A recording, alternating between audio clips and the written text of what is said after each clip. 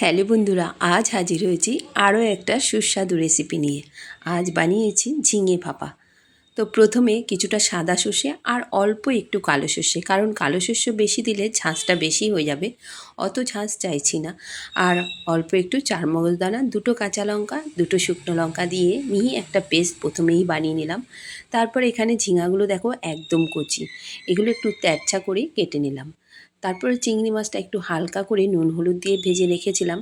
তারপরে ওখানে ওই ঝিঙের মধ্যে পেস্টটা দিয়ে দিচ্ছিলাম চিংড়ি মাছটা, দিয়ে দিলাম স্বাদ মতো নুন আর একটু হলুদের গুঁড়ো আর বেশ খানিকটা সর্ষের তেল দিয়ে ভালো করে প্রথমে হাতে মেখে নিলাম। মেখে পুরোটাই এবার টিফিন বক্সে ভরে ঢাকনাটা আটকে দিলাম। এবার ওই টিফিন বক্সটা ফুটন্ত গরম জলে ঢাকা দিয়ে রেখে দিলাম।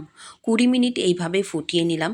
20 মিনিট পরে দেখো কি সুন্দর লাগছে, গরম ভাত এটা জাস্ট জমে গেছিলো।